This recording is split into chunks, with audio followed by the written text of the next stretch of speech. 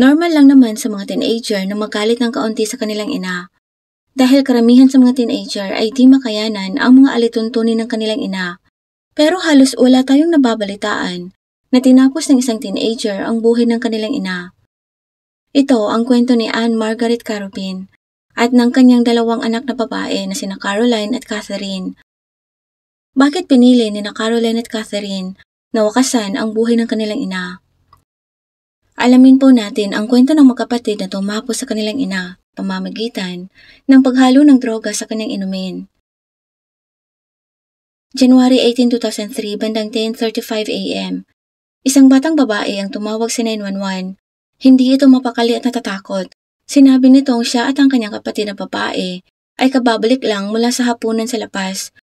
Nang matuklasan nilang nalunod ang kanilang ina sa bathtub at hindi na humihinga. Nang makarating sa pinangyarihan ang mga emergency services at ang mga pulis, wala na ang babae na nakilala sa pangalang si Anne Margaret Carubin. Ayon sa mga pulis, bihira lang ang pagkalunod sa bathtub nang walang foul play. Kaya agad na pinatawag ang forensic team at nagsimulang kunan ng larawan ng pinangyarihan. Wala naman silang nakitang anumang palatandaan ng may kaguluhan at ang lahat ay nasa ayos, maliban sa isang bote ng vodka. Habang nag-iimbestiga ang forensic team sa pinangyarihan, tinanong naman ng mga investigador ang dalawang anak ni Margaret na sina Catherine, 15 taong gulang, at si Caroline, 16 na taong gulang na siyang tumawag sa 911. Lumilitaw na labis silang nabalisa at hindi na makapagbigay pa ng karagdagang impormasyon na higit pa sa kanilang sinabi sa telepono. Nang wala ng karagdagang impormasyong makuha ang mga pulis sa mga bata, dinala sila sa isang bahay ng kamag-anak upang doon na magpalipas ng gabi at ang bahay nila ay naging isang posibleng pinangyarihan ng krimen. Sa pag-alis ng mga batang babae, nagsimulang magtrabaho ang coroner. Sinusuri nila ang katawan. Sa una, walang kakaiba para sa forensic team. Ngunit sa mas malapitang pagsisiyasat, may ilang mga bagay na tila wala sa lugar. Naalarma din ang forensic team sa temperatura ng tubig. Madalas na mainit ang tubig na ginagamit ng tao sa pagliliko, pero sa kasong ito malamig ang tubig. Kaya't naging mahirap para sa coroner para matukoy ang oras ng pagkalakot ng hininga ng biktima. Kaya umaasa ang coroner na magkaroon ng karagdagang impormasyon habang isinasagawa ang pagsusuri sa katawan. Pero isang bagay ang tiyak, kakaiba ang paraan ng pagkalakot ng buhay ni Margaret. Dahil sa pagiging bihira at na may parang hindi tama, itinuring ang kaso ni Margaret bilang isang homicide. Ang unang pagsusuring ginawa ng coroner ay para matukoy ang antas ng alkohol sa katawan ng biktima. Ang dami ng alak na natagpuan sa kanyang sistema ay sapat para malabanan ng kanyang katawan ang kalasingan, habang nagbigay yon ng posibleng paliwanag ng pagkalunod. May hindi pa rin tama. Kakaibang ang babaeng inilarawan ng kanyang mga anak bilang isang sobrang lasinggera ay walang kahit anumang mga gasgas sa katawan. Nagtataka ang coroner dahil kung nalasing ng husto ang babae, dapat ay nagpasuri-suri na to sa sobrang kalasingan, natumba ng ilang beses at napuno na ng gasgas. Gayunpaman, walang ebidensya ng foul play, parang maayos naman ang lahat.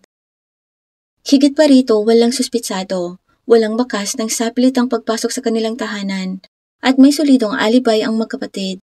Nasa isang restaurant sila kasama ang mga kaibigan, at pag-uwi nadatna na lang nila ang kanilang ina sa ganoong estado, at kusang loob na pinatunayan ng kanilang kwento. Nagpa siya ang coroner na aksidenteng pagkalunod ang sanhi ng pagkalakot ng hininga ni Margaret, kaya't naging sarado na ang kaso. Ang babaeng kapatid ni Margaret ang naging legal na tagapangalaga sa mga anak nitong naiwan, at sa huli ang magkapatid ay nagmana ng halos $200,000 sa life insurance ng kanilang ina, at parang ang nakatakas na rin sila sa kanilang ginawa.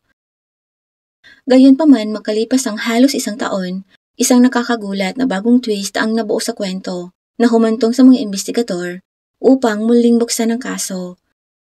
Bagamat naging dalubhasa ang magkapatid na to sa hindi pag-iwan ng anumang bakas sa kanilang ginawa, may isang bagay naman silang hindi kayang gawin. Yon ay ang itikom ang kanilang mga pipig. Pagkatapos nilang maniwala na tuluyan na silang nakatakas dito, nagyayabang sila sa maraming tao tungkol sa kanilang ginawa. Ang isa sa kanila na kilala ang kanilang ina at napakalapit na kaibigan ng pamilya ay pumunta sa mga otoridad, bit-bit ang kanyang mga nalalaman. Nagpasya ang mga pulis na gamitin ang nasabing tao upang magtapat ang magkapatid. Hindi alam ng dalawa na nire-record pala sila at hindi nagpigil ang magkapatid sa kanilang mga sinabi. Kung ano ang narinig ng mga detective sa tape ay lubhang nakakabahala at nakakagigil. Ginamit ng magkapatid ang kahinaan ng kanilang ina laban sa kanya, ang alkohol at mga bawal na gamot para mawalan siya ng kakayahan. Gumamit sila ng pinaghalong alak at mga tabletas, isang bagay na hindi naisip ng coroner sa unang pagkakataon. Nakakuha din ng warrant ang mga investigador para sa paglabas ng dugo at sample ng ihi ni Margaret na kinuha mula sa kanya sa panahon ng pagsusuri sa kanyang katawan at nakakita sila ng hindi pangkaraniwang dami ng tableta sa kanyang sistema. Ngayon, ganap na muling binuksan ng kaso at may mga investigador na itinalaga para sundan ng magkapatid at makakuha ng karagdagang pang mga impormasyon. Dahil kahit na alam nila kung paano, kailangan pa rin nilang malaman kung bakit. Nais ng mga investigador na gawin ang pag-aresto ng tahimik hanggat maaari upang hindi nila masabihan ang sinumang posibleng mga kasabwat na maaaring nasa paligid lang ng magkapatid. January 21, bandang alas 7 ng umaga, inaresto ang magkapatid at nagsagawa rin ang mga investigador ng search warrant sa kanilang ari-arian upang makahanap ng anumang impormasyon na maaaring nalampasan nila noong unang pagkakataon. Pagkatapos, dinala nila ang magkapatid sa istasyon at sinimula ng pagtatanong. Nagsimula ang mga investigador sa pagtatanong sa nakatatandang kapatid na babae. Una siyang tumanggi na may kinalaman sa pagtapos sa kanyang ina. Pero pagkatapos ng mga oras ng pagtatanong, umamin na to at ipinagtapat ang lahat. Pagkatapos niyang umamin, humiga siya sa sahig ng interrogation room at natulog. Lumipat naman ang mga investigador sa nakababatang kapatid na babae, pero hindi siya madaling umamin. Patuloy nitong iginigiit na wala siyang alam tungkol sa pagtapos sa kanyang ina. Nanatili ito sa kanyang mga sinabi dati. Pero meron siyang kahilingan. Gusto niyang makausap ang kanyang kapatid at medyo kakaiba na ang sumunod na nangyari. Nang matapos na silang mag-usap, bumalik ang nakatatandang kapatid na babae sa silid ng interogasyon at binawi ang lahat. Sinabi niyang makakaproblema ba pag magsisinungaling siya sa mga pulis? At nagsisinungaling lang umano siya kanina. Nabigla ang mga investigador sa pagbawing ito ng nakatatandang kapatid sa kanyang mga pag-amin. Kaya't nagpa siya silang humanap ng ibang paraan para mahuli ang magkapatid. Pumunta sila sa bahay ng mga to at kinuha ang kanilang mga computer. Ang layunin ay upang makahanap ng anumang uri ng komunikasyon sa pagitan ng dalawa na makakatulong sa kaso. At marami silang nahanap na higit pa sa kanilang inaasahan. Natagpuan nila ang ilang pagpapalitan ng chat messages sa pagitan ng magkapatid na nagpaplano kung paano wakasan ang buhay ng kanilang ina. Pinagsama-sama ng mga investigador ang mga mensahe ng magkakapatid na sobrang nakakabigla. Ang magkapatid na to, kahit ang mukhang mga inosente, ay talagang napakatalino at maingat nilang pinlano ang lahat. Hindi nagiiwan ng kahit anumang bakas. Lumilitaw din na ilang buwan na pala nilang pinlano ang lahat. Napagtanto din ng mga investigador na ang magkapatid na to ay hindi nakabuo ng plano ng silang dalawa lang. Sa mga computer na yon, nakahanap ang mga investigador ng ilang piraso ng ebidensya na nagpapakita kung paano isinagawa ng magkapatid ang kanilang masamang plano. Natuklasan din ng mga investigador na ang dalawang to ay hindi nagtatrabaho ng sila lang. Nakilala ng mga investigador ang isang lalaki na palaging kachat ng magkapatid na to. Ito ay ang nobyo na nakatatandang kapatid na babae.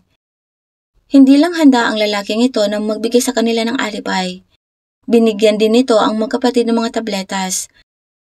Nang nalikom na ng mga investigador ang mga ebidensya, dinala ang magkapatid sa korte. Lahat ng kanilang malapit na pamilya at malalapit na mga kaibigan ay naniniwalang nakagawa ng isang malaking pagkakamali ang mga pulis. Gamit ang kanilang mga kakayahan sa pagmamanipula, nagawa ng magkapatid na tungkunin ang opinyon ng publiko na pabor sa kanila. Marami ang mga lokal na naniniwala na malamang na hindi nila binuhay ang kanilang ina dahil sinasaktan sila nito. Habang pinalaya ang dalawa sa piyansa na may mahigpit na mga kondisyon, patuloy nilang nilinlang ang kanilang sariling mga pamilya, habang ang lahat ay pabor naman sa kanila.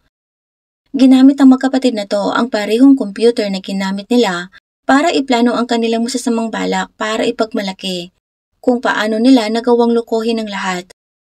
Bagaman inakala nilang nakatakas na sila sa perpektong pagtapos ng tao, ipinapakita naman ng ebidensya ang isang maingat at kalkuladong plano na tapusin ang buhay ng kanilang ina dahil kinasusuklaman nila to. Nawalan ng malay ang kanilang ina dahil sa mga tabletas at taas ng antas ng alkohol na siya namang gusto nila. Pagkatapos ay pumunta sila sa loob ng banyo at pinuno ang bathtub, saka inihanda ang pinangyarihan. Maingat nilang inihiga ang kanilang ina sa bathtub at tinitiyak na hindi ito mahuhulog o magkaroon ng anumang pasang maaaring masisi pabalik sa kanila. Nagsuot ang guwantes ang isa sa kanila para hindi makapag-iwan ng bakas at sinimulang lunurin ang ina sa ilalim ng tubig hanggang sa malagutan to ng hininga.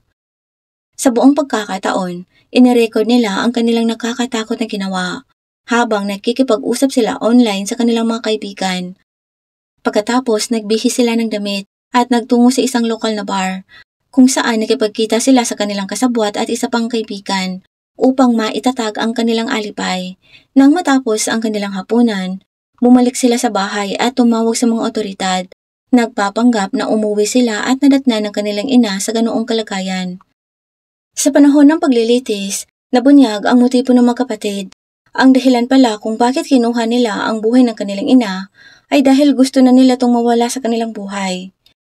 Pero hindi lang yon, nabunyag din na pakay din pala nila ang life insurance ng kanilang ina na halos $200,000 at ang buhay na maibibigay nito sa kanila. Pero ang pinaka nakakagigil, alam pala ng tatlong katao kung ano ang gagawin ng magkapatid bago nila ginawa ang krimen pero wala sa kanila ang nagsumbong kahit na pagkatapos nilang gawin ang masamang plano. Ipinagmamalaki pa ng magkapatid na to sa napakaraming kaedad nila ang kanilang ginawa. Pero muli walang sinuman sa kanilang pinagsabihan na magsumbong sa kanilang mga magulang o sa mga otoridad na nagbigay daan naman sa magkapatid na makawala dito sa loob ng halos 1 taon. Ang isa pang kasabwat na kasintahan ng nakatatandang kapatid na babae na nagtusto sa kanila ng mga kagamitan ay nahatulan din ng pagsasabwatan sa pagtapos ng tao. Pagkatapos ng ilang linggong paglilitis, ang magkapatid ay hinatulan ng unang antas ng pagtapos ng tao. Pero dahil sa wala pa silang 18 taong gulang, nung mangyari ang insidente ayon sa batas ng Canada, ang pinakamataas na maaari nilang pagsilbihan ay 10 taon. At sa 10 taong yon, ang maximum na maaari nila talagang bunuin sa loob ng bilangguan ay 6 na taon lang. Ang natitira ay maaaring sa isang bahay, kahit na sa kanilang sariling bahay sa ilalim ng house arrest kalaunan. At dahil sa hinatulan sila bilang mga kabataan, ang kanilang mga pangalan at ang pangalan ng kanilang ina ay protektado rin ng batas. Ibig sabihin kapag tapos na silang maglingkod sa kanilang mandatory na 6 na taon, maaari silang pumunta saan man nila gusto. Dahil kahit alam pa ng mga tao ang krimen, walang nakakaalam ng kanilang mga pangalan. Ang tanging nakakaalam na sila ang magkapatid na Bathtub Girls ay ang kanilang mga kapamilya at ang mga kaibigang ipinagmamalakihan nila. Maraming salamat po sa panonood. Kung hindi naman po kalabisan, paki-like at subscribe po sa aking channel. As always, keep safe everyone.